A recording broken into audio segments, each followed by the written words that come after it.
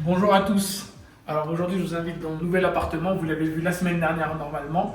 Les travaux ont enfin été effectués. Suivez-moi.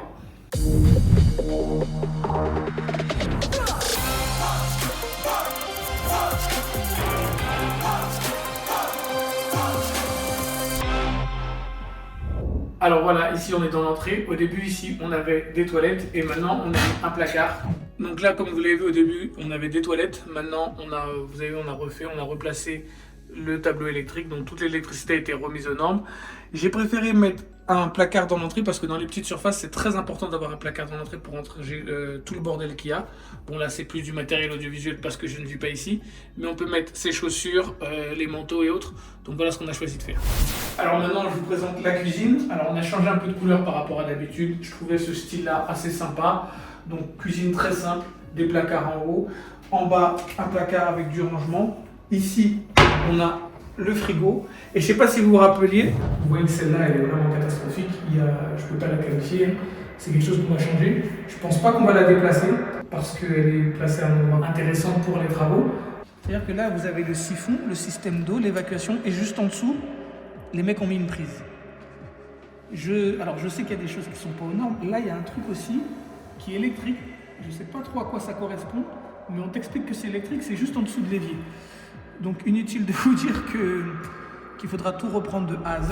Donc on a choisi ce petit bloc cuisine qui vient de chez Leroy Merlin, pour ceux qui me demandent, parce que les gens me demandent souvent où est-ce que j'achète mon matériel. Ce petit évier coin carré, il vient de chez Mano Mano. Et voilà la cuisine qui nous a coûté, je ne sais plus, mais... avec le matériel, on en a pour moins de 1500 € et franchement, je trouve que ça donne un côté chic. C'est pas la vieille petite kitchenette qu'on trouve dans beaucoup de petites surfaces. Celle-là, elle est vraiment top et elle fait plutôt classe et luxe. Donc voilà, ici on se retrouve dans la partie salon, c'est la partie séjour, où ici il y a largement la place pour mettre un canapé lit comme vous le voyez. Et c'est pour ça que je dis souvent aux gens de ma formation, c'est pas parce que la surface est beaucoup plus petite que vous allez payer beaucoup moins cher vos travaux. Il faut savoir que il y a des choses qui sont des prix incompressibles. Un ballon d'eau chaude, que ça fasse 50 mètres carrés ou 15 mètres carrés, vous allez payer un ballon d'eau chaude. On a pris cette petite table basse de chez But, avec ce petit tapis de chez Maison du Monde. Le canapé, je ne me rappelle pas trop où on l'a acheté. Et on a vraiment choisi de faire ce petit collant là avec une petite verrière. Parce que je trouve que cette verrière là, elle amène un côté classe et surtout elle sépare un peu les pièces. Vu qu'on n'a que 14 mètres carrés, c'est un peu embêtant, mais là ça nous permet de faire ça. On a aussi mis cette petite table là pour que la personne puisse soit manger, soit l'utiliser pour utiliser comme bureau. D'ailleurs, la jeune fille qui a acheté cet appartement là va s'en servir comme étant son bureau. Donc voilà. On a aussi rajouté des rangements ici. Alors là, il y a la télé, il y a tout ce qu'il faut pour suspendre la télé. Et comme vous voyez, il n'y a pas de fil qui passe parce que tout passe à l'intérieur. Et ici, il y a des prises qui ressortent. Et on a ce meuble-là qui est un meuble...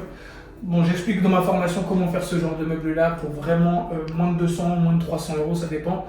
Mais voilà, comme ça, vous avez toujours un petit buffet et c'est vraiment très très pratique. Que votre appartement soit grand ou petit, le fait d'avoir ça, c'est vraiment bien pour ranger ses papiers ou plein d'autres choses, son matériel, si vous avez de l'audiovisuel, des box, tout ça, c'est vraiment bien. Donc voilà comment on a choisi de le faire, et puis toujours avec des fleurs et des choses comme ça pour apporter un petit côté luxe à l'appartement. Donc là maintenant on est dans la salle de douche, on a réuni la salle de douche et les toilettes et aussi le petit placard qu'il y avait dans le fond. Rappelez-vous dans l'épisode numéro 1 c'était comme ça. Alors c'est une petite salle de douche qui est assez intéressante. Il y a une douche et un lavabo. On va vraiment essayer d'améliorer ça. Je pense qu'on va déplacer la porte parce qu'il y a un placard à côté. On va sûrement agrandir la salle de bain pour pouvoir avoir un peu plus d'espace. Et puis là maintenant on a mis la douche au fond avec une assez grande douche, donc c'est vraiment pratique pour se laver. Ici un meuble de salle de bain pour se brosser les dents, se raser avec le miroir. Et les toilettes qui étaient à l'autre bout, maintenant on les a mis là. Je vais vous expliquer comment ça s'est fait. Donc les toilettes qui étaient dans le placard de l'entrée, comme c'est une petite surface, je sais qu'il y a des gens qui n'aiment pas les toilettes dans la salle de bain, mais là c'est vraiment petit et on a besoin de rangement.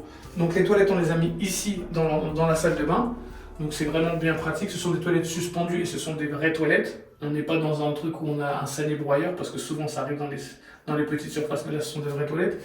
Et aussi on en a profité pour caler le ballon d'eau chaude.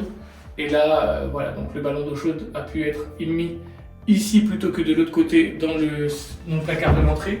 J'ai préféré qu'il soit ici parce que dans le placard de l'entrée, ça aurait empêché de mettre les manteaux ou les choses assez grosses quand on rentre, c'est-à-dire le caddie peut-être pour la personne qui va faire ses courses. Donc on a vraiment choisi de faire cette option-là pour optimiser au maximum cet appartement. Donc en ce qui concerne les chiffres, parce que je sais que vous les aimez beaucoup, au moment où vous voyez cet appartement ou cette vidéo, l'appartement a déjà été vendu et il ne m'appartient plus. Comme ça, c'est beaucoup plus simple. C'est un appartement qui a été acheté 150 000 €. Alors avec les frais de notaire en tant que marchand de biens, ça nous a coûté 4 000 €. Donc on est monté à 154 000 €. J'en ai eu pour à peu près 15 000 € de travaux. Oui, je sais, je ne paye pas les travaux chers, mais c'est parce que mon artisan, je fais énormément de travaux, donc forcément, je ne paye pas forcément les mêmes prix que tout le monde.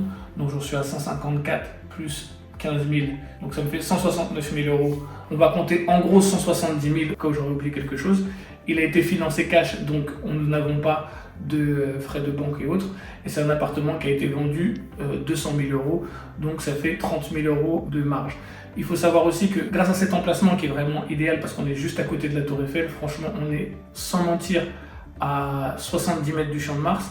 C'est un appartement qui a été vendu tout de suite, la première journée de visite. Il y a même des gens qui habitent l'immeuble qui voulaient l'acheter. Donc quand vous faites des petites surfaces, privilégiez énormément les localisations, surtout en ce moment parce que les capacités d'endettement des gens sont descendues. Donc il faut vraiment privilégier les bons emplacements et faire de la qualité au niveau de vos travaux. J'espère que cette vidéo vous a plu et à bientôt dans la prochaine vidéo où je vous montrerai autre chose encore plus beau. Bye.